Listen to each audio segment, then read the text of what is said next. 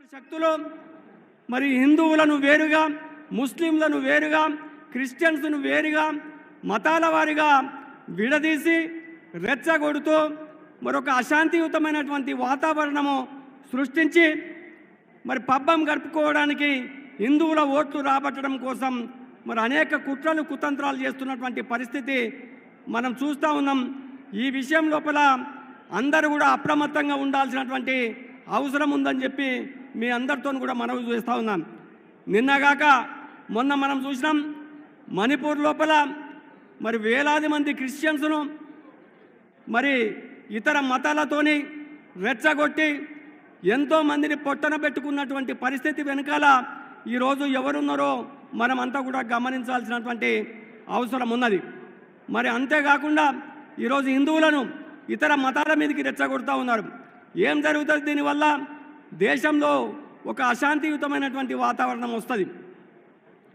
మనకు తెలుసు మరి కాంగ్రెస్ పార్టీ ఈ దేశాన్ని పాలించినంత కాలం దేశాన్ని ఒక శాంతి సౌభాగ్యాలతోని మరి పాలించినటువంటి పరిస్థితి మనకందరికీ కూడా తెలుసు. ఈ దేశాన్ని నెహ్రూ గారు పాలించిన, ఇందిరాగాంధీ గారు పాలించారు, జవహర్లాల్ నెహ్రూ గారు పాలించారు, మరి పివి నరసింహారావు గారు, రాజీవ్ గాంధీ గారు, ఎంతోమంది ప్రధానమంత్రులు, మన్మోహన్ సింగ్ గారు ఈ దేశాన్ని పాలించారు. మరి అభివృద్ధి వైపు ఈ దేశాన్ని నడిపించారు. ఈ దేశంలో ఎక్కడ అల్లర్లు లేకుండా, ఎక్కడ అశాంతి లేకుండా ఒక శాంతియుతమైనటువంటి వాతావరణంలో మరి ఈ దేశాన్ని నడిపించినటువంటి విషయం మనందరికీ కూడా తెలుసు. దానికి భిన్నంగా మరి ఈరోజు భారతీయ జనతా పార్టీ మరి ముందుకు తీసుకెళ్తా ఉన్నది, అశాంతి వైపు ఈ దేశాన్ని తీసుకుపోయేటటువంటి ప్రయత్నం చేస్తూ ఉన్నది.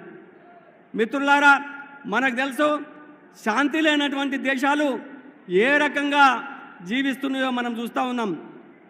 ప్రపంచంలో ఈరోజు ఇరాకులో ఏమైందో శాంతి లేకపోతే తెలుసు మనకు, సిరియాలో ఏమవుతుందో మనకు తెలుసు, ఈరోజు జోర్డాన్లో ఏం జరుగుతుందో తెలుసు, మరి ఇంకా ఎన్నో దేశాలలో ఇజ్రాయెల్లో ఏం జరుగుతుంది ఈరోజు. మరి ఈ విధంగా చెప్పుకుంటూ పోతే ప్రపంచంలో శాంతి లేనటువంటి దేశాలలో కనీసం మరి స్వేచ్ఛగా మన సంపదను మనం అనుభవించలేనటువంటి పరిస్థితి, మన తిండి మనం తినలేనటువంటి పరిస్థితి ఏర్పడుతూ ఉన్నది.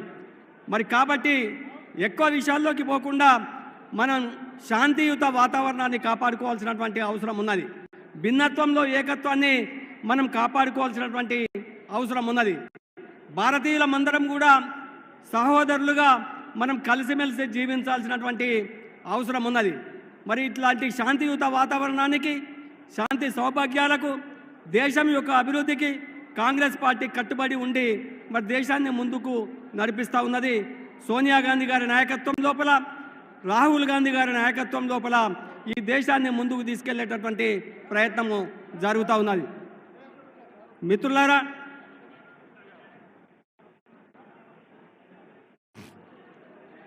కాబట్టి ఈ అశాంతికి గురి చేస్తున్నటువంటి భారతీయ జనతా పార్టీని చిత్తుగా ఓడించడం కోసం మనమంతా కూడా ప్రతిజ్ఞ చేయాలని చెప్పేసి ఈ సందర్భంగా మీ అందరితో కూడా మనవి చేస్తూ ఉన్నా. భారతీయ జనతా పార్టీని చిత్తుగా ఓడించండి. కాంగ్రెస్ పార్టీని శాంతి కోసం, అభివృద్ధి కోసం, సౌభాగ్యం కోసం, మన తెలంగాణ రాష్ట్రం లోపల మన రాష్ట్ర అభివృద్ధి కోసం ముఖ్యమంత్రి రేవంత్ రెడ్డి గారి నాయకత్వం లోపల ఈ రాష్ట్ర అభివృద్ధి కోసం మనమంతా కూడా కాంగ్రెస్ పార్టీని హస్తం గుర్తు మీద ఓటేసి గెలిపించాల్సినటువంటి అవసరం ఉన్నది. మన ఎంపీ అభ్యర్థి సోనియా గాంధీ గారు, రాహుల్ గాంధీ గారు, ముఖ్యమంత్రి రేవంత్ రెడ్డి గారు మరి ఆశీర్వదించినటువంటి ఎంపీ అభ్యర్థి మరి నీలం మధు గారు, మనకు తెలుసు బడుగు బలహీన వర్గాలకు సంబంధించినటువంటి బిడ్డ, పేద కులాల నుంచి ఒక ముదిరాజు కులం లోపల పుట్టి మరి కింది స్థాయి నుంచి మరి అభివృద్ధిలోకి వస్తున్నటువంటి బిడ్డ. మరి అలాంటి వ్యక్తిని మనమంతా కూడా ఆదరించాల్సినటువంటి అవసరం ఉన్నది. హస్తం గుర్తుకు ఓటేయాల్సినటువంటి అవసరం ఉన్నది. కాంగ్రెస్ పార్టీని గెలిపించాల్సినటువంటి అవసరం ఉన్నది. రాహుల్ గాంధీ గారిని మరి ప్రధానమంత్రిగా మనం చేయాల్సినటువంటి అవసరం ఉన్నది. రాహుల్ గాంధీ గారు ప్రైమ్ మినిస్టర్ కావాలంటే, ఈ దేశాన్ని అభివృద్ధి వైపు, శాంతి వైపు నడిపించాలనుకుంటే మరి దేశంలో అత్యధిక స్థానాలలో మనం గెలిపించాల్సినటువంటి అవసరం ఉన్నది. మన ప్రియతమ నేత భావి భారత ప్రధాని ఇప్పుడే మన ఇక్కడ మన స్టేజ్ దగ్గర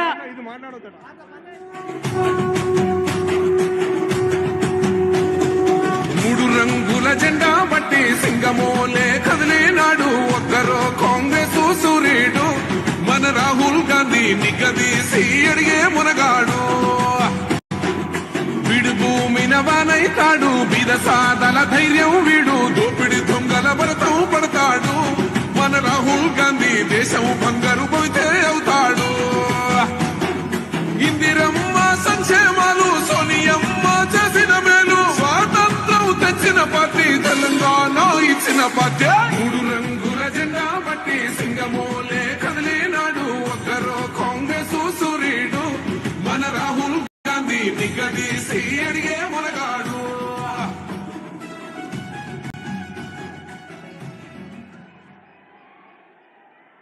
మన భావి భారత ప్రధాని రాహుల్ గాంధీ గారు వచ్చారు. మన నర్సాపూర్ నియోజకవర్గం నుంచి మనం అందరం అపూర్వ స్వాగతం పలుకుదాం.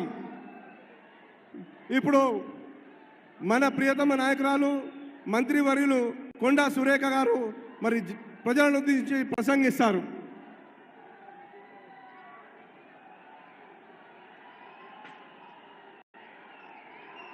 మెదక్ నియోజకవర్గ సోదర సోదరిమణులకు ఈరోజు ఈ కార్యక్రమానికి ముఖ్య అతిథులుగా విచ్చేసినటువంటి మన ప్రియతమ నాయకులు ఏఐసిసి మాజీ అధ్యక్షులు సోదరులు రాహుల్ గాంధీ గారు, మన ప్రియతమ ముఖ్యమంత్రి రేవంత్ రెడ్డి గారు, మన ఇన్ఛార్జ్ దీపాదాస్ మున్షి గారు, ఇంకా వేదిక మీద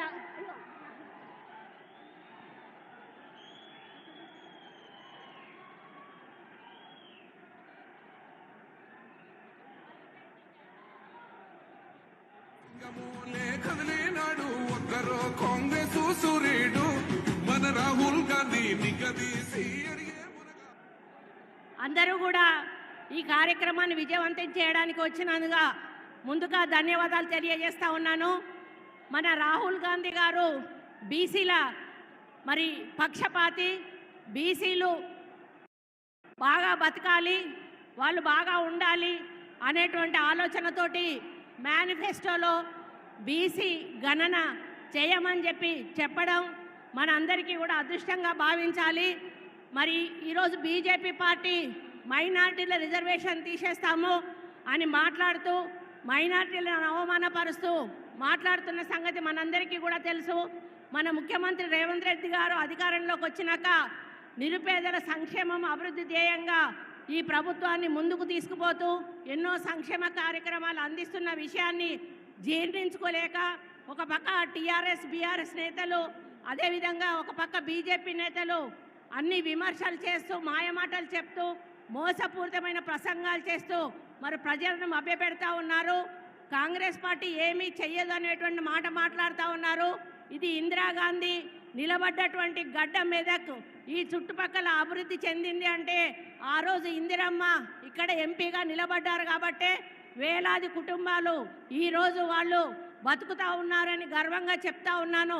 బీజేపీ మరి మోడీని అమిత్ షాను ఒక్కటే అడుగుతా ఉన్నాను, మీ ప్రభుత్వం వచ్చినాక తెలంగాణకు ఏదైనా ఒక ఫ్యాక్టరీ కానీ ఒక కంపెనీ కానీ తెచ్చారా అని చెప్పి మిమ్మల్ని అడుగుతా ఉన్నాను.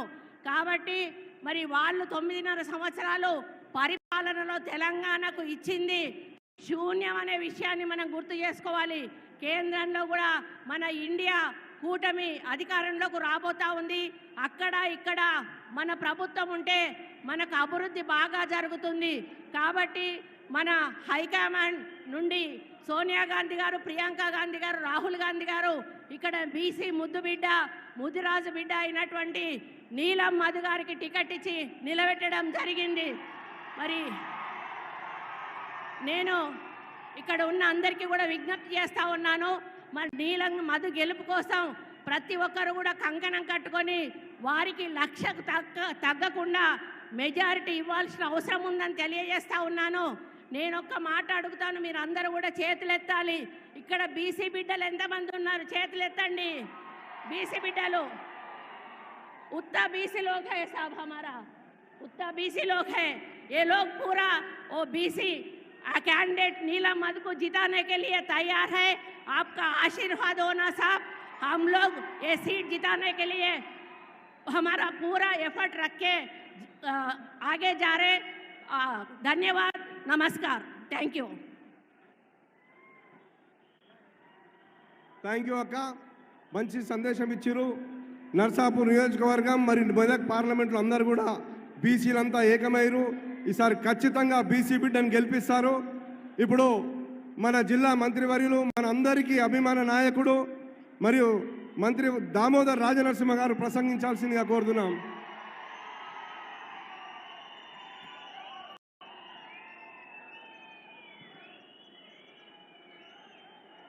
మనందరి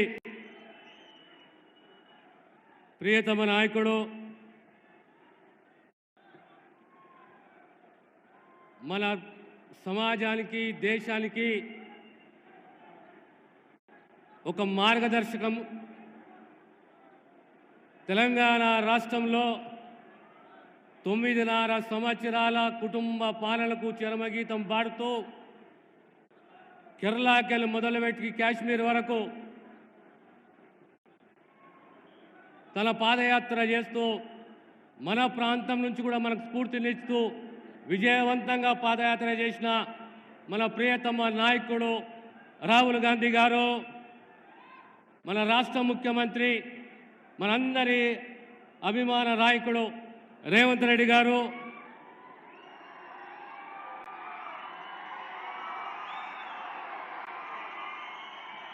వేదికను అలంకరించిన పెద్దలు, కాంగ్రెస్ కార్యకర్తలు, ప్రత్యేకంగా నర్సాపూర్కు చెందిన కాంగ్రెస్ కార్యకర్తలు, యువజన కాంగ్రెస్ కార్యకర్తలు, మిత్రులారా,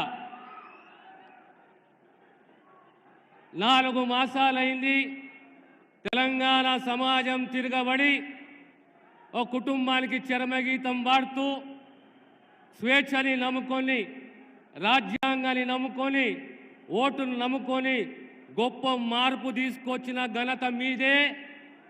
మళ్ళీ ఈనాడు మన రాష్ట్రానికి సంబంధించిన పార్లమెంట్ ఎన్నికల్లో యువకుడు,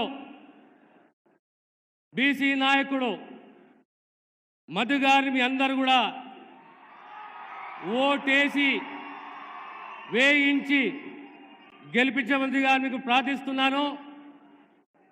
రాబోయే కాలం కాంగ్రెస్ పార్టీది మన పాలన, రాహుల్ గాంధీ గారి పాలన, రేవంత్ రెడ్డి గారి పాలన. 6 గ్యారంటీల్లో 5 గ్యారంటీలు ఖచ్చితంగా ఆచరణలోకి తీసుకొచ్చిన చరిత్ర కాంగ్రెస్ ప్రభుత్వానికి రాష్ట్రంలో.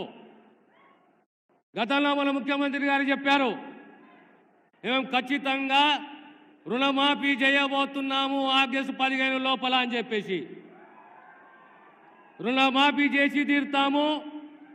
ఏ గ్రామంకు పోయినా ఏ పేదవాణ్ణి అడిగినా ఇళ్ళ స్థలాలే కానీ, పేదవానికి భూములే కానీ, ఇళ్ళే కానీ ఇవన్నీ కూడా గతంలో మంజూరు చేసింది కాంగ్రెస్ ప్రభుత్వం, కాంగ్రెస్ పార్టీ. కనుక రాబోయే కాలంలో రుణమాఫీయే కానీ, ఇళ్ళ మంజూరే కానీ, ఇళ్ళే కానీ, జాబ్ క్యాలెండరే కానీ ప్రతి ఒక్కటి మాటిచ్చి మాట నిలబెట్టుకుంటుంది కాంగ్రెస్. అది ఒక గొప్ప చరిత్ర.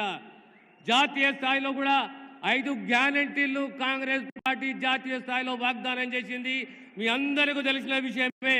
కనుక మీ అందరితోటి కోరేది ఒకటే, 17 సీట్లలో ఖచ్చితంగా మీ ఆశీస్సులతోటి 14 సీట్లు మనం గెలవాలి. ఆ దిశగా మన కృషి ఉండాలని చెప్పి మరొక్కసారి మీతో విజ్ఞప్తి చేస్తూ హస్తం గుర్తుకు కాంగ్రెస్ పార్టీకు ఓటేసి వేయించవలసిందిగా ప్రార్థిస్తూ సెలవు తీసుకుంటాను.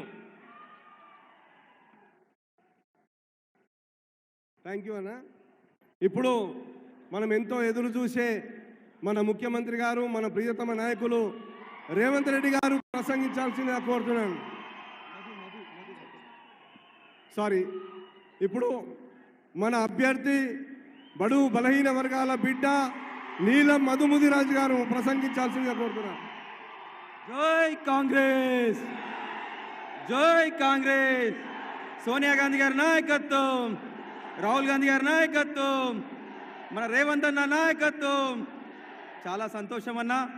ఈరోజు ఈ జనజాతర కార్యక్రమానికి ముఖ్య అతిథిగా వచ్చిన మన ప్రియతమ నాయకులు, మన అందరి నాయకుడు రాహుల్ గాంధీ అన్న గారికి, అదేవిధంగా మన బడుగు బలహీన వర్గాలకు ఆశాజ్యోతి, బలహీన వర్గాల పక్షపాతి మన ముఖ్యమంత్రి రేవంత్ రెడ్డి అన్న గారికి, అదేవిధంగా వేదిక మీద ఉన్న నాయకులకు, అదేవిధంగా మన మెదక్ పార్లమెంటు నుంచి వచ్చిన వివిధ కాన్స్టిట్యూన్సీ నుంచి వచ్చిన ప్రజలకు, కార్యకర్తలకు, మీడియా మిత్రులకు అందరికీ కూడా పేరు పేరున్న మీ అందరికీ కూడా పాదాభివందనాలు తెలియజేస్తున్నాం.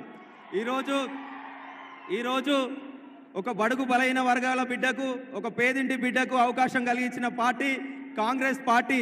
ఎందుకంటే గతంలో కూడా ఈ ప్రాంతం నుంచి ఇందిరాగాంధీ గారు ఎంపీ చేసి ప్రధానమంత్రి అయిన గడ్డ నుంచి ఒక పేదింటి బిడ్డకు అవకాశం కలిగించిన పార్టీ కాంగ్రెస్ పార్టీ.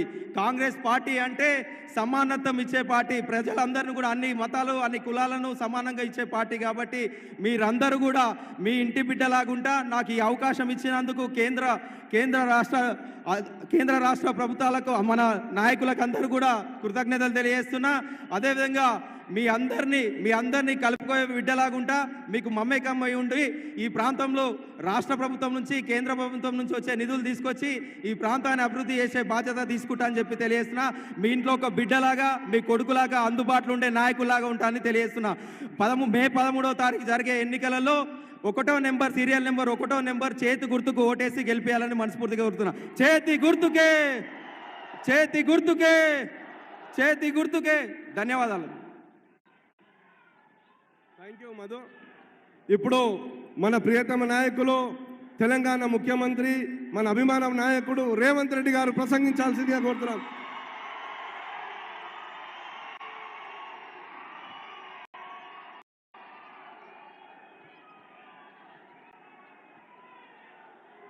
జై కాంగ్రెస్, జై కాంగ్రెస్. మిత్రులారా, ఆ ఫోటోలు దించండి, ఆ ఫోటోలు దించు చూసా దించు. మిత్రులారా, శ్రీమతి సోనియా గాంధీ గారు, శ్రీ మల్లికార్జున్ ఖర్గే గారు, శ్రీ రాహుల్ గాంధీ గారు మెదక్ పార్లమెంటు నియోజకవర్గం నుంచి కాంగ్రెస్ పార్టీ అభ్యర్థిగా నీలం మధును ఎన్నికల బరిలో దించితే మన అభిమాన నాయకుడు కన్యాకుమారి నుంచి కశ్మీర్ వరకు 150 రోజులు 4000 కిలోమీటర్లు మండు టెండలో, మంచు కొండల్లో పాదయాత్ర చేసి, అదేవిధంగా మణిపూర్ నుంచి ముంబై వరకు 6700 కిలోమీటర్లు యాత్ర చేసి ఈ దేశంలో ఉన్న దళితులు, గిరిజనులు, ఆదివాసీలు, మహిళలు, మైనారిటీలు, విద్యార్థులు, నిరుద్యోగుల, యువకుల యొక్క గుండె చప్పుడు విని ఈరోజు మెదక్ పార్లమెంటులో నీలం మధును గెలిపించడానికి, మనకు అండగా నిలబడడానికి శ్రీ రాహుల్ గాంధీ గారు విచ్చేసి ఈ నర్సాపూర్ నియోజకవర్గంలో కాంగ్రెస్ పార్టీ నాయకులు ఏర్పాటు చేసిన జనజాతరలో పాల్గొని ఈరోజు ఈ ఎన్నికల్లో విజయం సాధించడానికి వారు రావడాన్ని సంతోషిస్తూ మీ అందరి తరపున వారికి స్వాగతం పలుకుతున్నాను. మిత్రులారా, మెదక్ పార్లమెంటు నియోజకవర్గానికి దేశ చరిత్రలోనే ఒక గొప్ప పేరు ఉన్నది. ఆనాడు దేశంలో జనతా పార్టీ విఫలమై, దేశ రాజకీయాలు అల్లకల్లోలమై, దేశంలో ప్రభుత్వమే లేని అరాచకం తాండవిస్తున్న సందర్భంగా శ్రీమతి ఇందిరాగాంధీ గారు 1980లో ఇదే మెదక్ పార్లమెంటు నుంచి ఎన్నికల బరిలో దిగి అత్యధిక మెజార్టీతో గెలిచి ఈ దేశానికి ప్రధానమంత్రిగా ఎన్నికైన సంగతి ఇక్కడున్న ప్రతి ఒక్క మెదకు బిడ్డకు తెలుసు. ఆనాటి ఎన్నికల్లో ఆంధ్రప్రదేశ్లో 42 ఎంపీ స్థానాలు ఉంటే 41 స్థానాలు కాంగ్రెస్ పార్టీ ఈ గడ్డ మీద 3 రంగుల జెండాను ఎగరేసి దేశానికి ప్రధానమంత్రిగా శ్రీమతి ఇందిరాగాంధీ గారు నాయకత్వం వహించారు. ఆనాడు ఇందిరాగాంధీ గారు ఈ ప్రాంతం నుంచి ప్రాతినిధ్యం వహించినప్పుడే ఈ ప్రాంతం పారిశ్రామికంగా అభివృద్ధి చెందింది. ఈ ప్రాంతంలో మనకు బీడీఎల్ కానీ బిహెచ్ఎల్ కానీ డిఫెన్స్ ఫ్యాక్టరీలు కానీ పటాన్ చెరువు మన పారిశ్రామిక వాడ కానీ రామచంద్రాపురంలో వచ్చిన పెట్టుబడులు కానీ ఆనాడు శ్రీమతి ఇందిరాగాంధీ గారు ఈ దేశ ప్రధానమంత్రిగా ఉన్నప్పుడే మన మెదక్ జిల్లాకు పెట్టుబడులు వచ్చినాయి. ఇవే కాదు, ఈరోజు కూడా ఈ రాష్ట్రానికి దేశానికి వేలాది పరిశ్రమలు ఈ మెదక్ ప్రాంతంలో ఉన్నాయంటే ఆనాడు శ్రీమతి ఇందిరాగాంధీ గారు ఈ ప్రాంతం మీద ప్రత్యేకమైన మమకారం చూపించి ఈ మెదక్ను అభివృద్ధి చేసింది కాబట్టి ఇవాళ ఈ ప్రాంతం అంతా అభివృద్ధి చెందింది. ఇవాళ దేశం నలుమూలల నుంచి ఇతర దేశాల నుంచి ఉద్యోగ ఉపాధి అవకాశాల కోసం ఎవరు వచ్చినా ఇవాళ ఈ మెదకు హక్కున చేర్చుకొని అవకాశాలు ఇస్తుంది. ఆనాడు ఇందిరాగాంధీ గారు ముష్కర్ల చేతిలో తుపాకీ తూటాలకు బలైనప్పుడు ఈ దేశ ప్రధానమంత్రిగా మెదక్ పార్లమెంటు సభ్యురాలుగా వారి చివరి శ్వాస వరకు ఆఖరి రక్తపు పట్టు వరకు మన గడ్డకు మన ప్రాంతానికే ప్రాతినిధ్యం వహించిండ్రు. వారు ఇక్కడి నుంచే ప్రాతినిధ్యం వహించినప్పుడు కీర్తిశేషులు అయ్యిండ్రు. అట్లాంటి మెదక్ పార్లమెంటు నియోజకవర్గం గత 25 సంవత్సరాలుగా 1999 నుంచి 2024 వరకు ఈ పార్లమెంటు నియోజకవర్గం బీజేపీ బీఆర్ఎస్ చేతిలోనే మగ్గిపోయింది. అందుకే ఈనాడు ఈ ప్రాంతానికి విముక్తి కలిగించే అవకాశం మీ చేతుల్లో ఉంది. అందుకే రాహుల్ గాంధీ గారు ఒక బలైన వర్గాల బిడ్డ నీలం మధు ముదిరాజును ఈ ఎన్నికల్లో దించి ఆనాడు ఇందిరాగాంధీ గారు ప్రాతినిధ్యం వహించిన ఈ పార్లమెంటులో నీలం మధును ఈరోజు కాంగ్రెస్ పార్టీ ఎన్నికల బరిలో దించింది. ఈరోజు బీజేపీ నుంచి నిలబడ్డాయన ఎవరో కాదు, పక్కనే దుబ్బాక ఉప ఎన్నికల్లో ఎమ్మెల్యేగా గెలిచి మోడీ నుంచి వేల కోట్ల రూపాయలు నిధులు తెస్తామని దుబ్బాక ప్రజల చెవుల్లో పువ్వు పెడితే ఆ పువ్వును మొన్న శాసనసభ ఎన్నికల్లో బండకేసి కొట్టిండ్రు, ఉప్పు తీసి ఉప్పు పోసి పాత రేసిండ్రు.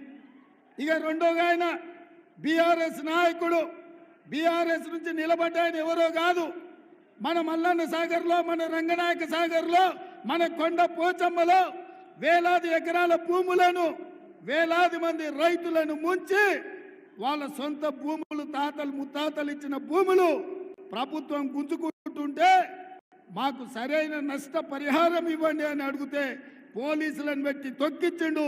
పోలీసుల బూట్ల కింద ఈ ప్రాంత రైతులను అణిచివేసిండు. ఇవాళ మన మీద అక్రమ కేసులు పెట్టి మన భూములు గుంజుకొని మన ప్రాంతం మీద ఆధిపత్యం వహిస్తున్న వెంకట్రామరెడ్డిని ఓడించాల్సిన బాధ్యత కేసీఆర్ కు, హరీష్ రావుకు గుణపాఠం చెప్పాల్సిన బాధ్యత మెదక్ జిల్లా యువకుల మీద ఉన్నది, ఈ ప్రాంత రైతుల మీద ఉన్నది అని చెప్పి నేను ఈ సందర్భంగా గుర్తు చేస్తున్నా. అందుకే మిత్రులారా, ఇవాళ రఘునందన్ రావును చూసినాం, వెంకట్రామరెడ్డిని చూసినాం.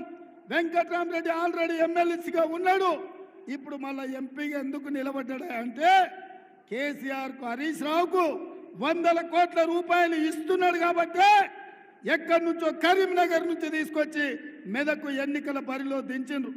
నేను అడుగుతున్న కేసీఆర్ను, హరీష్ రావును, మొత్తం మెదకు జిల్లాలో మీకొక్క మనగాడు కూడా దొరకలేదా ఈ మెదకు పార్లమెంట్ ఎన్నికల్లో పెట్టడానికి? ఇవాళ ఎక్కడి నుంచో కరీంనగర్ నుంచి మా భూములు గుంజుకున్నాడు, మా రైతుల మీద కేసులు పెట్టినాడు, మా రైతులను జైళ్ళకు పంపించినోడిని ఇవాళ ఎంపీగా నిలబెట్టి ఈ మెదక్ జిల్లా రైతాంగాన్ని ఈరోజు అవమానిస్తున్నారు. అందుకే మిత్రులారా, ఈరోజు మీ కష్టాలు తెలిసిన వాడిగా, మీ బిడ్డ మీ మధ్యలో ఉండేవాడు, మీ సమస్యలు ప్రస్తావించేవాడు, గల్లీ నుంచి ఢిల్లీ వరకు మీ సమస్యల్ని పరిష్కరించడానికి మాదిగల ఏబిసిడి వర్గీకరణ కోసం, ముదిరాజులు బీసీ డి గ్రూప్ నుంచి ఏ గ్రూప్లకు తేవడం కోసం ఈనాడు బీజేపీ నరేంద్ర మోడీ రాజ్యాంగాన్ని మార్చాలని, రిజర్వేషన్లు రద్దు చేయాలని దళితులు, గిరిజనులకు, బలైన వర్గాలకు వ్యతిరేకంగా కుట్ర చేస్తున్నారు. కాబట్టి మిత్రులారా, రేపు జరగబోయే ఎన్నికల్లో బీఆర్ఎస్ బీజేపీని బొంద పెట్టాలి, నీల మధును గెలిపించాలి. ఇవాళ బీజేపీ వాళ్ళు అంటున్నారు, ఎన్నికలు వచ్చినప్పుడల్లా వాళ్ళకి రాముడు గుర్తొస్తాడు, హనుమాన్ జయంతి గుర్తొస్తుంది, లేకపోతే బతుకమ్మ బోనాల పండుగలు గుర్తొస్తాయి ఇంకొకరికి. నేను అడుగుతున్న మా మిత్రుల్ని, మన తండ్రులు, తాతలు, మన ముత్తాతలు శ్రీరామనవమి చేయలేదా? హనుమాన్ జయంతిలు చేయలేదా? ఇవాళ బీజేపీ వచ్చి మనకు కొత్తగా మనకు సాంప్రదాయాలు నేర్పుతున్నాడు. అందుకే బీజేపీ నాయకులకు, నరేంద్ర మోడీ, అమిత్ షాకు నేను చెప్పిన సూటిగా, దేవుడు గుడిలో ఉండాలి, భక్తి గుండెల్లో ఉండాలి. దేవుడు గుడిలో ఉండాలి, భక్తి గుండెల్లో ఉండాలి. పోలింగ్ బూత్ లో ఓట్ల కోసం అడుక్కునే బిచ్చగాళ్ళలాగా రాముడినో హనుమంతునో వాడుకుంటురంటే మిమ్మల్ని దేవుడు కూడా క్షమించడని చెప్పి బీజేపీ వాళ్ళకి చెప్పిన. ఇవాళ నిన్న చంద్రశేఖరరావు వచ్చిందంట. ఇక ఆయన బస్సు యాత్ర చూస్తుంటే వెనకడికి కూడా తిక్కలోడు తిరునాళ్ళకు పోతే ఎక్కడానికి దిగడానికే సరిపోయిందంట. పెద్దలు మదన్ రెడ్డి గారిని ఏదేదో అనిపోయిందంట. చంద్రశేఖరరావు వయసు మీద పడ్డది, ఇప్పటికైనా బుద్ధి తెచ్చుకో. ప్రజలు నిన్ను బండకేసి కొట్టిండ్రు, ఈ ప్రాంత ప్రజలు నిన్ను తిరస్కరించిండ్రు, నిన్ను ఓడగొట్టిండ్రు. రేపు రాబోయే పార్లమెంట్ ఎన్నికల్లో నీ అభ్యర్థికి డిపాజిట్ కూడా గల్లంత అవుతుంది. అది ఇక్కడి నుంచే, నర్సాపూర్ నుంచే పునాదులు పడతాయి, బీఆర్ఎస్ను ఓడగొడతారు. అందుకే మిత్రులారా, ఈ ఎన్నికల్లో మీ అందరికీ నా విజ్ఞప్తి ఒకటే, 25 ఏళ్ళు బీజేపీని చూసిండ్రు, బీఆర్ఎస్ను చూసిండ్రు. ఈ ఎన్నికల్లో ఈ దేశంలో, ఈ రాష్ట్రంలో కాంగ్రెస్ అధికారంలో ఉంటుంది, అభివృద్ధి పనులు చేపడుతుంది. ఒక బలైన వర్గాల నుంచి ఇచ్చిన నీల మధును ఈ ఎన్నికల్లో గెలిపించండి, అప్పుడు ఈ ప్రాంతానికి మేలు జరుగుతుంది.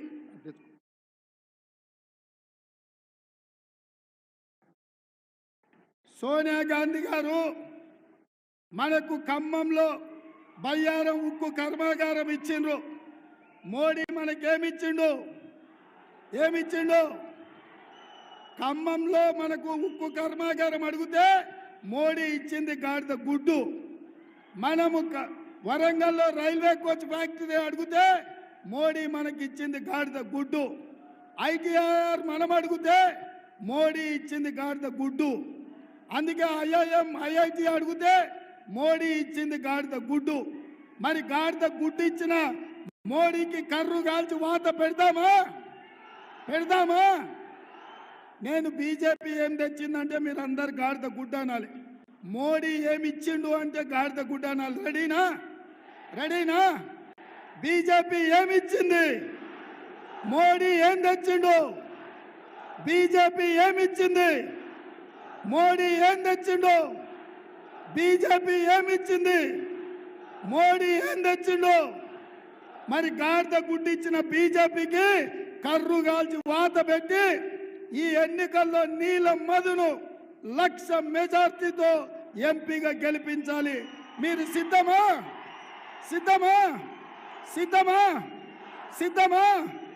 నేను 1,00,000 అంటే మీరు పక్కా అనాలి. 1,00,000.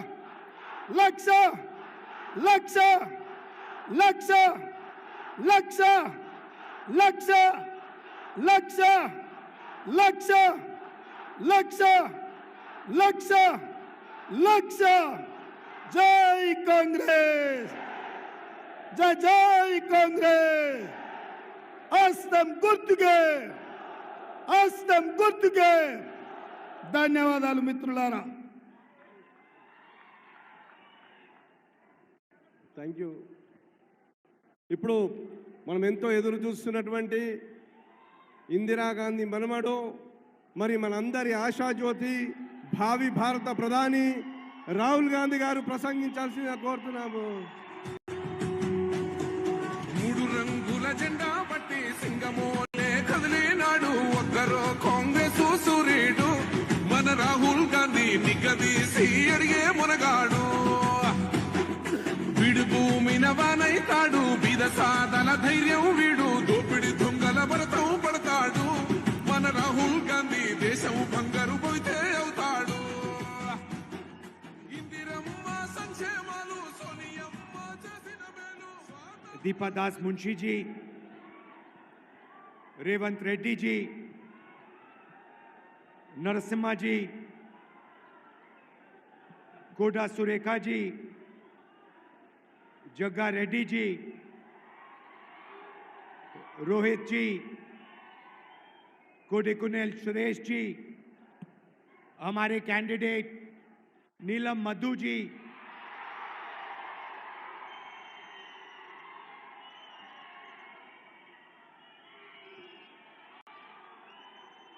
स्टेज पे कांग्रेस पार्टी के वरिष्ठ नेता, हमारे प्यारे कार्यकर्ता बब्बर शेर, भाइयों और बहनों, प्रेस के हमारे मित्रों, आप सबका यहाँ बहुत बहुत स्वागत। गर्मी में आप दूर दूर से आए, इसके लिए दिल से आपको बहुत बहुत धन्यवाद।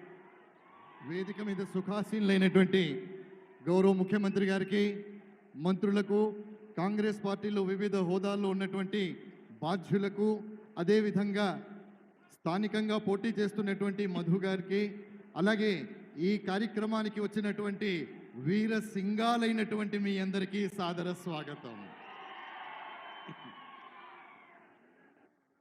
हिंदुस्तान में गरीब लोग, कमजोर लोग, दलित, आदिवासी, पिछड़े लोग, किसान, मजदूरों की रक्षा हमारा संविधान, हमारा कॉन्स्टिट्यूशन करता है। మిత్రులారా, దేశంలో ఉన్నటువంటి వెనుకబడిన వర్గాలు కానివ్వండి, దళితులు కానివ్వండి, ఆదివాసీలు కానివ్వండి, వెనుకబడ్డటువంటి వాళ్ళు కానివ్వండి, పేదలు కానివ్వండి, వీళ్ళందరి యొక్క బాధ్యత, వీళ్ళందరినీ సురక్షితంగా ఉంచేటటువంటి కర్తవ్యాన్ని మన గౌరవ రాజ్యాంగం నిర్వర్తిస్తూ ఉంటుంది। संविधान से पहले हिंदुस्तान में गरीब लोगों के, कमजोर लोगों के कोई भी अधिकार नहीं थे। రాజ్యాంగం ఆవిర్భవించక ముందు, రాజ్యాంగం రాసుకోవడానికి ముందు ఈ దేశంలో పేదలకు కానీ, దళితులకు కానీ, అట్టడుగు వర్గాలకు కానీ ఎలాంటి హక్కులు ఉండేవి కావు। अगर हिंदुस्तान के गरीब लोगों को शक्ति मिली है तो संविधान से उनको शक्ति मिली है। ఈ దేశంలో పేదలకు శక్తి దొరికింది అంటే అది కేవలం రాజ్యాంగం వల్ల మాత్రమే దొరికింది। ये कोई मामूली किताब नहीं है, ये आपके दिल की आवाज है। ఇది సామాన్యమైన పుస్తకం కాదు, ఇది సామాన్యుల యొక్క గొంతుక। इसके लिए कांग्रेस पार्टी और हिंदुस्तान के करोड़ों लोगों ने लड़कर, अपना खून देकर इसको बनाया है।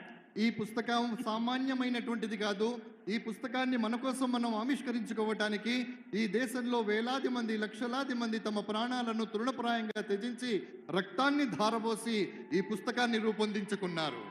गांधी जी, अंबेडकर जी, नेहरू जी, इन लोगों ने सालों लड़ाई कर कर, खून पसीना देकर हिंदुस्तान की जनता के साथ ये किताब बनाई।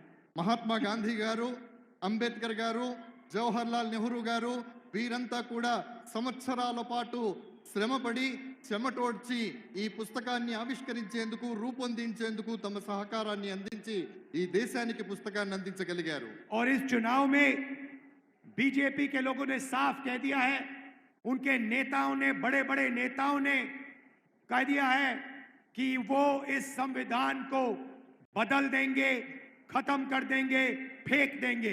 స్నేహితులారా, ఇప్పుడు జరిగేటటువంటి సార్వత్రిక ఎన్నికల్లో భారతీయ జనతా పార్టీకి చెందినటువంటి పెద్ద పెద్ద నేతలు, గొప్ప గొప్ప నేతలు పెద్ద పెద్ద వేదికల మీద ఈ రాజ్యాంగాన్ని సమూలంగా మార్చేస్తామని, ఈ రాజ్యాంగాన్ని తీసేస్తామని బహిరంగంగానే చెబుతూ ఉన్నారు। ये चुनाव दो विचारधाराओं के बीच में है। इंडिया अलायंस, राहुल गांधी, मल्लिकार्जुन खड़गे जी, रेवंत रेड्डी जी कहते हैं कि इसको बचाना है, इसकी रक्षा करना है। ఈ దేశంలో ఎన్నికలు ఇప్పుడు రెండు సమూహాల మధ్య జరుగుతున్నాయి. ఒకటి ఇండియాకి సంబంధించినటువంటి సమూహం, అందులో రాహుల్ గాంధీ గారు, మల్లికార్జున్ ఖర్గే గారు, మీ ప్రియతమ ముఖ్యమంత్రి రేవంత్ రెడ్డి గారు, వీరంతా ఉన్నారు. వీరేమంటున్నారంటే ఈ పుస్తకాన్ని పరిరక్షించాలి, ఈ రాజ్యాంగాన్ని పరిరక్షించాలి అంటూ ఉన్నారు. और नरेंद्र मोदी, अमित शाह, आरएसएस के नेता कहते हैं इस किताब को बदल दिया जाए, इसको फेंक दिया जाए. నరేంద్ర మోడీ గారు అలాగే ఆర్ఎస్ఎస్ మిత్రులు ఏమంటున్నారంటే ఈ పుస్తకాన్ని సమూలంగా తీసేయాలి, ఈ పుస్తకాన్ని పూర్తిగా మార్చేయాలి అంటూ ఉన్నారు. हम इस किताब की रक्षा करेंगे, कोई भी शक्ति इस किताब को डैमेज नहीं कर सकता है, खत्म नहीं कर सकता. మేము ఈ రాజ్యాంగాన్ని పరిపూర్ణంగా పరిరక్షిస్తాం. ఏ శక్తి కూడా ఈ రాజ్యాంగాన్ని మార్చడంలో కానీ సమూలంగా తీసివేయడంలో కానీ ఏమాత్రం సాహసించలేదు. भाई और बहनों, आपका जमीन का हक, आपको जो आरक्षण मिला, आपको जो सरकार में रोजगार मिलता है, पब्लिक सेक्टर, वो सब इधर से आया है. దేశంలో మీకు ఏవైతే సౌలభ్యాలు దొరుకుతున్నాయో, భూమి దొరికిందో, పథకాలు దొరుకుతున్నాయో, ఈ రోజు మీరు ఒక ఓటు వేసేటటువంటి అర్హత కూడా కలిగి ఉన్నారో, అదంతా కూడా కేవలం ఈ రాజ్యాంగం ఉండడం వల్ల మాత్రమే సాధ్యమవుతోంది. नरेंद्र मोदी चाहते हैं कि सारी की सारी राजनीति 22-25 लोगों के फायदे के लिए हो. నరేంద్ర మోడీ గారు కేవలం 20-25 మందికి మాత్రమే ఈ దేశంలో ఉన్నటువంటి ప్రయోజనాలన్నీ చేకూరాలి అనుకుంటూ ఉన్నారు. उन्होंने पब्लिक सेक्टर को, सरकारी कंपनियों को प्राइवेटाइज किया. వారు దేశంలో ఉన్నటువంటి పబ్లిక్ సెక్టార్ అంటే ప్రభుత్వ రంగ సంస్థలన్నిటినీ కూడా ప్రైవేటు పరం చేస్తూ ఉన్నారు. क्यों किया? रिजर्वेशन को हटाने के लिए किया. ఎందుకు చేస్తున్నారు మీరు ఆలోచించండి. కేవలం రిజర్వేషన్లు నిర్మూలించడం కోసం మాత్రమే ప్రభుత్వ రంగ సంస్థలు ప్రైవేటు పరం చేయబడుతూ ఉన్నాయి. देश में और सरकार में ठेकेदारी प्रथा चलाते हैं. क्यों चलाते हैं? रिजर्वेशन को खत्म करने के लिए. దేశంలో ఉండేటటువంటి పెట్టుబడిదారీ వ్యవస్థను పెంపొందించేటటువంటి ప్రయత్నాన్ని చేస్తున్నారు. ఎందుకు చేస్తున్నారు? కేవలం రిజర్వేషన్లు తొలగించాలి అనేటటువంటి ఉద్దేశంతో మాత్రమే ఈ కుట్ర జరుగుతూ ఉంది. लड़ाई इस बात की भी है, वो रिजर्वेशन को खत्म करना चाहते हैं, हम रिजर्वेशन को 50% से ज्यादा बढ़ाना चाहते हैं. ప్రధానమైనటువంటి యుద్ధం ఎందుకు జరుగుతుందంటే వారు రిజర్వేషన్లు సమూలంగా తీసివేయాలంటున్నారు. కానీ మేము ప్రభుత్వంలో వచ్చిన తర్వాత 50% రిజర్వేషన్లను ఇవ్వాలనుకుంటూ ఉన్నాము. भाई और बहनों, हिंदुस्तान में अगर आप पिछड़ों की, दलितों की, आदिवासियों की आबादी जोड़ दें तो ये मेजॉरिटी बनती है. మిత్రులారా, స్నేహితులారా, దేశంలో ఉన్నటువంటి ఆదివాసీలు అంటే గిరిజనులు కానివ్వండి, వెనకబడ్డటువంటి వాళ్ళు కానివ్వండి, వీళ్ళందరి యొక్క గణన గనక మనం చేసినట్టయితే అద్భుతమైనటువంటి ఫలితాలు సాధించే అవకాశం ఉంది. कम से कम 50% पिछड़ा वर्ग है. కమ్ సే కమ్ అంటే కనీసం 50% మంది వెనుకబడినటువంటి తరగతుల వారు ఉన్నారు. 15% दलित, 8% आदिवासी. 15% దళితులు, 8% ఆదివాసీలు ఉన్నారు. 15% माइनॉरिटी और 5% गरीब जनरल कास्ट के लोग. 15% మైనార్టీలు ఉన్నారు. మిగతా 8% ఎవరైతే ఉన్నారో వారంతా జనరల్ కేటగిరీకి చెందినటువంటి వాళ్ళు ఉన్నారు. अगर आप इन सबको जोड़ दो 90% से ज्यादा बनता है. మీరందరినీ కన్నా కలిపినట్టయితే వీరందరూ 90%కి సరిసమానం అవుతారు. मगर इन लोगों को हिंदुस्तान में भागीदारी नहीं मिलती. కానీ భారతదేశంలో వీళ్ళకి ఎప్పుడూ భాగస్వామ్యం దొరకదు. इसीलिए हमने निर्णय लिया है कि जैसे तेलंगाना में जाति जनगणना हुआ, वैसे ही हिंदुस्तान में जाति जनगणना होने वाला है. కాబట్టి మేము ఒక దృఢమైనటువంటి నిర్ణయం తీసుకున్నాము. ఏ రకంగానైతే తెలంగాణలో కుల గణన జరిగిందో అదే విధంగా యావత్ దేశంలో కుల గణన చెయ్యాలి అనేటటువంటి సంకల్పంతో మేము ముందుకు సాగుతూ ఉన్నాం. हिंदुस्तान के दलितों को, आदिवासियों को, पिछड़ों को, गरीब जनरल कास्ट के लोगों को, माइनॉरिटीज को पता लगना चाहिए उनकी कितनी शक्ति है, उनकी कितनी आबादी है और उनकी कितनी भागीदारी मिल रही है. దళితులు కానివ్వండి, గిరిజనులు కానివ్వండి, ఆదివాసీలు కానివ్వండి, మైనార్టీలు కానివ్వండి, సామాన్యులు కానివ్వండి, వీళ్ళందరూ దేశంలో ఎంత శాతం ఉన్నారు అనేటటువంటి విషయం వారికి తెలియాలి. వాళ్ళ శక్తి ఏమిటో ఈ దేశంలో వాళ్ళకి తెలియాలి. और जाति जनगणना के बाद क्रांतिकारी राजनीति शुरू होगी. हिंदुस्तान की राजनीति हमेशा के लिए बदल जाएगी. क्योंकि एक गहरा सच हम सबके सामने दिखने लगेगा। స్నేహితులారా, కాబట్టి ఈ రకమైనటువంటిది జరిగినప్పుడు దేశంలో నిజమైనటువంటి రాజకీయం ప్రారంభమవుతోంది. ఒక ఉజ్వలమైనటువంటి రాజకీయ చైతన్యం వస్తోంది. ఆ రాజకీయ చైతన్యం రావాలి అనేటటువంటి ఉద్దేశంతోనే మేము ఆ దిశగా ప్రయత్నాలు చేస్తూ ఉన్నాము. 2-3% लोग हिंदुस्तान को चलाते हैं, सारी की सारी संस्थाएं उनके हाथ में हैं, सारी की सारी कंपनियां उनके हाथ में हैं, सरकार उनके हाथ में है। जाति जनगणना से पता लग जाएगा, इसकी सच्चाई सारे हिंदुस्तान को पता लग जाएगी। కేవలం 2% మంది ఎవరైతే ఉన్నారో వాళ్ళ చేతుల్లోనే సంపద మొత్తం ఉంది. వాళ్ళే ఈ రోజు దేశాన్ని శాసిస్తున్నారు. ఎప్పుడైతే మనం జనగణన కులగణన చేస్తామో అప్పుడు నిజమైనటువంటి స్టాటిస్టిక్స్, నిజమైనటువంటి నిష్పత్తి బయటికి రావడం జరుగుతుంది. అప్పుడు మన శాతం ఎంత, మన వాటా ఎంత అనేటటువంటి విషయం మనకు అర్థమవుతుంది. भाइयों और बहनों, नरेंद्र मोदी जी ने अदानी जैसे लोगों के लिए काम किया। 10 साल हिंदुस्तान के airports, ports, infrastructure, defence industry सारी की सारी नरेंद्र मोदी जी ने अदानी को दी।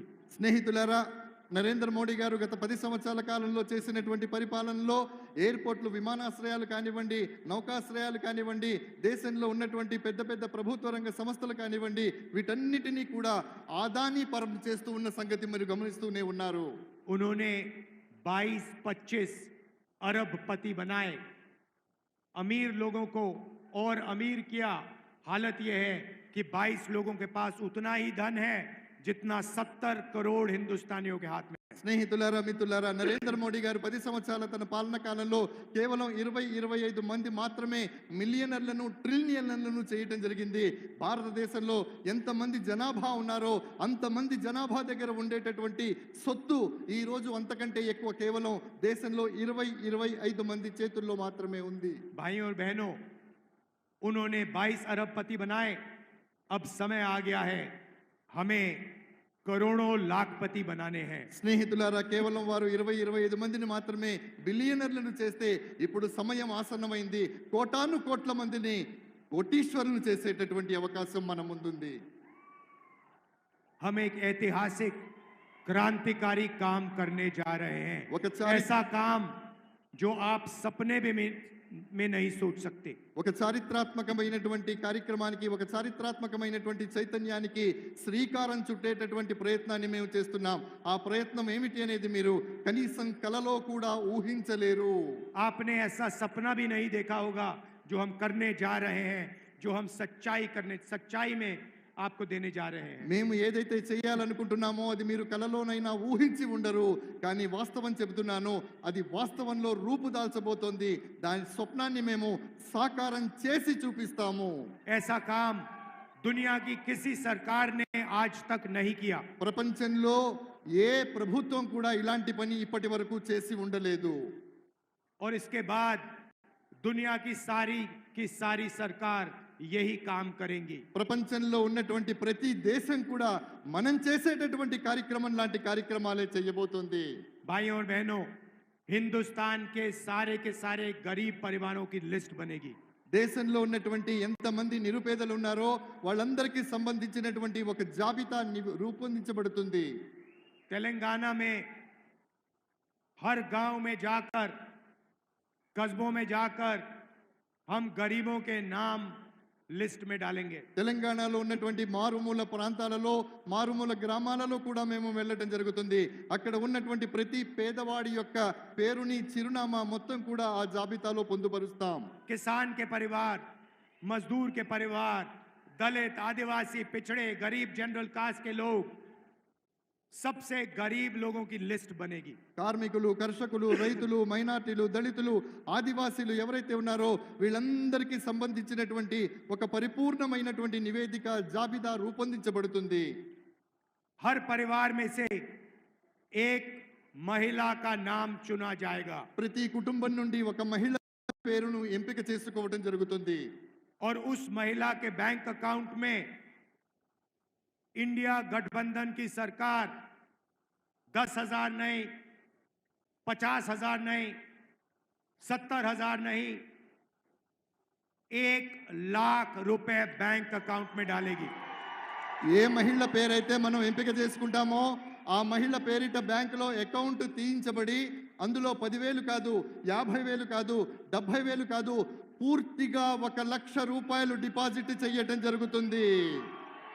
भाइयों और बहनों आप समझिए, सोचिए क्या होने जा रहा है। करोड़ों परिवारों को हर महीने 8,500 रुपए खटाखट खटाखट खटाखट खटाखट हर महीने मिलने जा रहे हैं। స్నేహితులారా, రాబోయేటటువంటి రోజుల్లో ఇండియా గెలుపొందిన తర్వాత, అధికారంలోకి వచ్చిన తర్వాత దేశంలో ఉన్నటువంటి మహిళల బ్యాంకుల్లో 8,500 రూపాయలు ఖటాఖట్ ఖటాఖట్ ఖటాఖట్ గా జమ చేయబడతాయి. शिक्षा के लिए, स्वास्थ्य के लिए, भोजन के लिए पहली तारीख हर महीने आपके बैंक अकाउंट में 8,500 रुपए एक्स्ट्रा आएंगे. చదువు కోసం, వైద్యం కోసం ప్రతి నెల 8,500 రూపాయలు మీ అకౌంట్లోకి రావటం జరుగుతుంది. महिलाओं के बैंक अकाउंट में ఆడవాళ్ళ మహిళల యొక్క బ్యాంక్ అకౌంట్లలో एक झटके से हिंदुस्तान में, तेलंगाना में गरीबी को हम मिटा देंगे. ఒక్క దెబ్బతో దేశంలో, తెలంగాణలో పేదరికాన్ని సమూలంగా నిర్మూలించడం జరుగుతుంది. उसके बाद होगा क्या, मैं बताता हूं. आपके बैंक अकाउंट में पैसा आएगा, आप उस पैसे को खर्च करोगे. దాని తర్వాత జరగబోయేది ఏమిటో నేను చెప్తాను. మీకు బ్యాంక్ అకౌంట్లో డబ్బులు పడతాయి, వాటిని మీరు ఖర్చు పెట్టేస్తారు. आप शर्ट, पैंट, दवाई ये चीजें खरीदोगे. మీరు ప్యాంటు కొంటారు, షర్టు కొంటారు, వైద్యం కొంటారు, ఇంకోటి కావాల్సినటువంటి మందులు మాకులు కొనుక్కుంటారు. और हिंदुस्तान की कंपनियां, छोटी छोटी कंपनियां, बड़ी कंपनियां ये माल बनाएंगी. భారతదేశంలో ఉన్నటువంటి చిన్న చిన్న కంపెనీలు మీరు ఏవైతే కొంటారో ఆ సరుకుని తయారు చేస్తాయి. जैसे ही वो कंपनियां ये काम करना शुरू करेंगी, आपके बच्चों को उन्हीं कंपनियों में रोजगार मिलेगा. ఎప్పుడైతే ఈ కంపెనీలు తమ ఉత్పత్తిని ప్రారంభిస్తాయో అప్పుడు మీ పిల్లలకు అదే కంపెనీలలో ఉద్యోగ అవకాశాలు దొరుకుతాయి. एक प्रकार से हम हिंदुस्तान की अर्थव्यवस्था को जंप स्टार्ट कर रहे हैं. ఒక రకంగా చెప్పాలంటే భారతదేశపు ఆర్థిక వ్యవస్థను మనం అప్పుడు ప్రారంభించబోతున్నాం. मगर हम वहां नहीं रुकेंगे.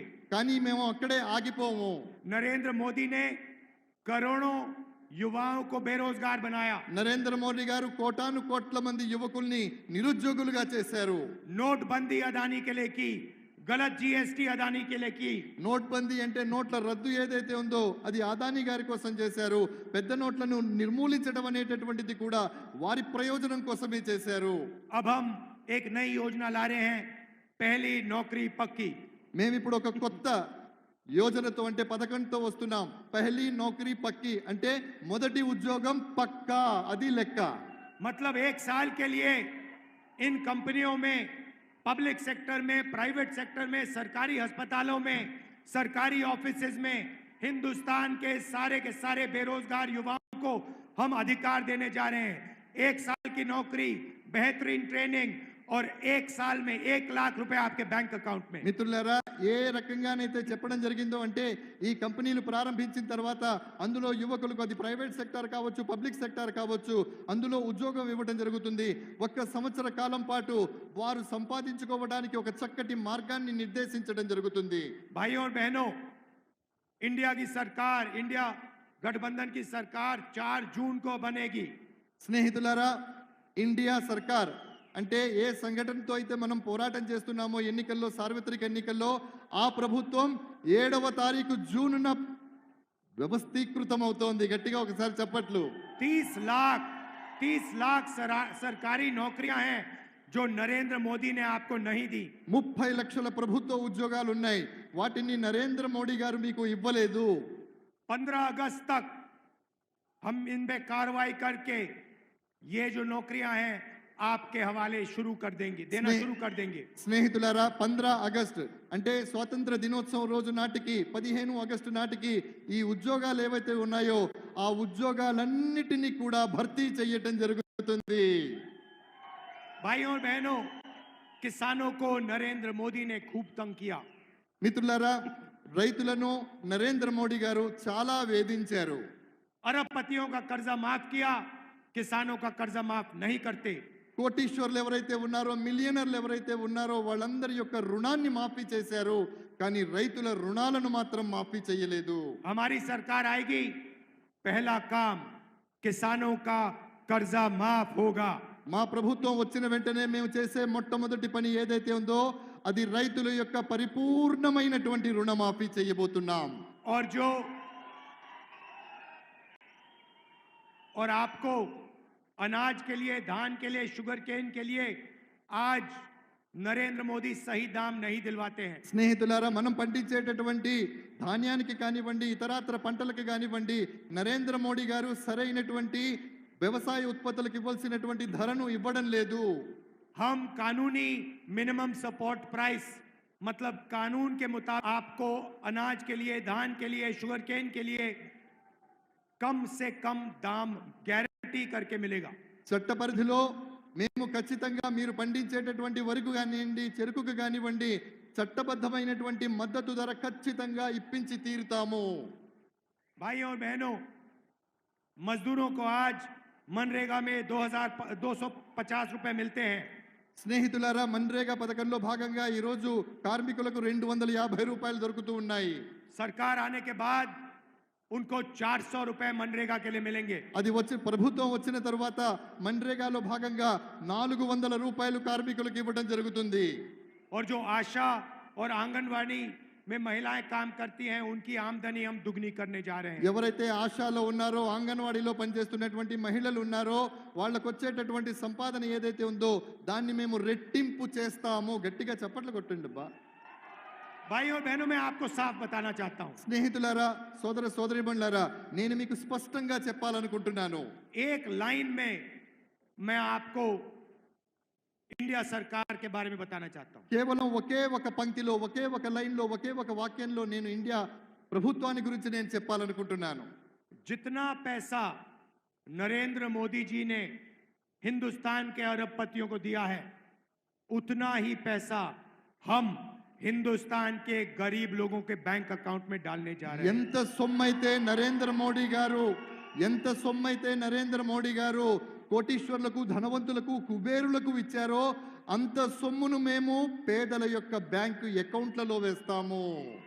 अंत में भाइयों और बहनों, ये अंबेडकर जी का संविधान है, गांधी जी का संविधान है, इसकी हम सबको मिलकर रक्षा करनी है. స్నేహితులారా, నేను చేతిలో పట్టుకున్నటువంటి పుస్తకం ఏదైతే ఉందో అది అంబేద్కర్ గారు రాసినటువంటిది, గాంధీ గారి స్వప్నం.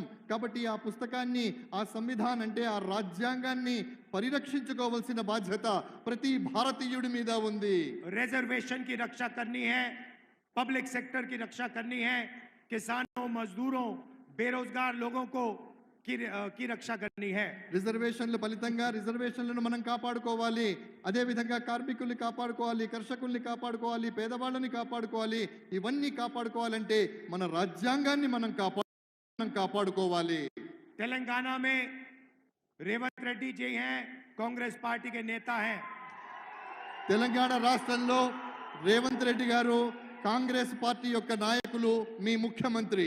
हमारी पूरी टीम यहाँ पे आपके लिए काम कर रही है. మా పరిపూర్ణమైనటువంటి టీం ఏదైతే ఉందో మొత్తం ఇక్కడ తెలంగాణలో మీకోసం పనిచేస్తుంది. 30,000 रोजगार दिए आपको. 3,000 మంది మీకోసం పనిచేస్తూ ఉన్నారు. 500 रुपए का गैस सिलेंडर, 500 రూపాయలకు మీకు గ్యాస్ సిలిండర్ దొరుకుతుంది. 10 लाख रुपए का हेल्थ इंश्योरेंस, 10 లక్షల రూపాయల యొక్క హెల్త్ ఇన్సూరెన్స్, ఆరోగ్య బీమా. महिलाओं को फ्री में बस ट्रांसपोर्ट, ఆడవాళ్లు తిరగడానికి ఉచితంగా బస్సు సౌకర్యం, 200 यूनिट फ्री बिजली, 200 యూనిట్ల ఉచిత విద్యుత్తు. రైతు భరోసా का पहला इंस्टॉलमेंट रिलीज किया. రైతు భరోసా ఏదైతే ఉందో మొదటి వాయిదా, మొదటి ఇన్స్టాల్మెంట్ ఏదైతే ఉందో దాన్ని విడుదల చేయడం జరిగింది. और पोडू जमीन, पोडू लैंड की इशू को रिजॉल्व कर रहे हैं. ఏదైతే పోడు భూముల సమస్య ఉందో దాని దిశగా కూడా ఆలోచించి దానికి కూడా సత్వర న్యాయం చేయబోతున్నాం. 15 अगस्त तक आपको 2 लाख रुपए का लोन वेवर मिल जाएगा. 15 ఆగస్టు నాటికి 2 లక్షల రూపాయలు మీ అందరికీ కూడా దొరుకుతాయి. यहाँ पे हमारी टीम काम कर रही है. दिल्ली में मैं आपका सिपाही हूं. ఇక్కడ మీ టీం పనిచేస్తూ ఉంది. ఢిల్లీలో నేను మీకు సైనికుడిలా పహారా కాస్తూ ఉన్నాను. जो भी तेलंगाना की जनता को जरूरत होगी, मैं आपके लिए दिल्ली में करने को तैयार हूं. తెలంగాణకి ఏది అవసరమో నేను ఢిల్లీలో మీకోసం చేయడానికి సిద్ధంగా ఉంటాను. आप सबका दिल से धन्यवाद करता हूं कि आप यहाँ आए, इतने प्यार से आपने मेरी बात सुनी। మీ అందరికీ మనస్ఫూర్తిగా ధన్యవాదాలు తెలియజేస్తున్నాను. ఇంత ప్రేమగా మీరు ఇక్కడికి వచ్చారు, నా మాట విన్నారు. नफरत के बाजार में मोहब्बत की दुकान खोलनी है। जय तेलंगाना, जय हिंद। ద్వేషపు బజారులో ప్రేమ అనేటటువంటి దుకాణాన్ని తెరవడానికి మేము వచ్చాం. మీ అందరికీ ధన్యవాదాలు. నమస్తే. Like, share, subscribe.